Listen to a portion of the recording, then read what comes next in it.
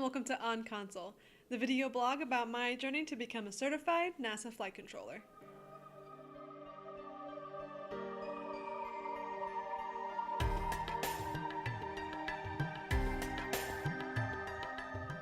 Hi again, Jenny here.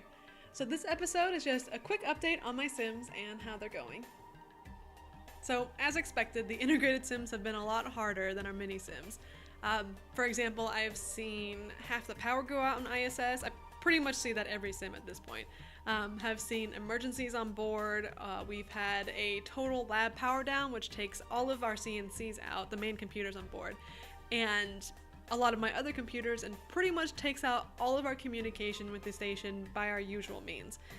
I've also seen an explosion on board where the crew looked out the window and called down and was like, so there's a hole the size of a Volkswagen Beetle outside where we think this thing should be.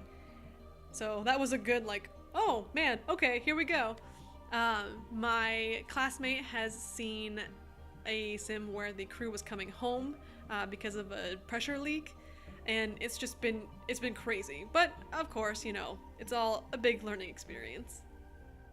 Along with my operator sims, I've also gotten to do some on-the-job training, or pretty much shadowing, of the specialist sims. So the ones where there's an EVA going on, or there's a reboost happening on board, and kind of watching the interaction between the front room Cronus and our back room Raptor.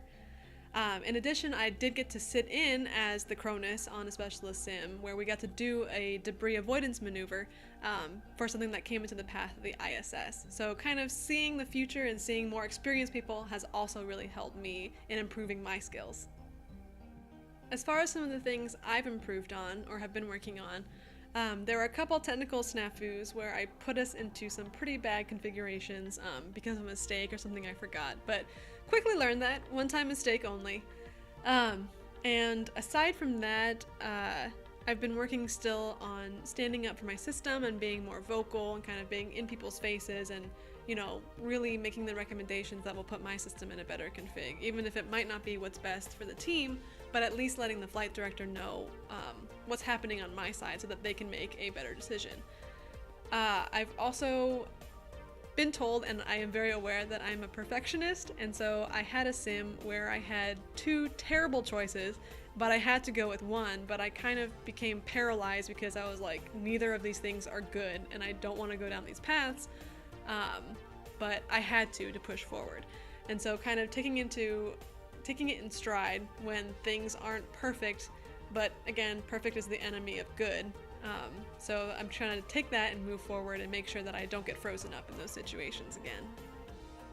So as far as where I'm at in my sim flow and getting closer to certification, if you guys saw recently, I had a pretty good sim. I got compliments on a call I made and was like, yes, yes, yes, like really excited about it.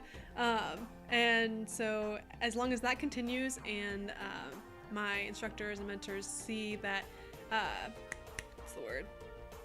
Consistency of my performance, then we're aiming to have a cert qual towards the middle or end of October. So remember, it's cert qual and then final. The cert qual is kind of to make sure, are you ready for your final? And so fingers crossed, I will be certified sometime in November, hopefully, and then at that point I'll be able to start supporting real-time on console and probably be put on the holiday shifts. That's all for now. Be sure to check out my other sites and pages and take a look at the first or previous episodes if you haven't already. Well, as always, thank you so much for watching, and I hope to see you next time and for many more as we get one step closer to being on console. Thanks, and have a great week!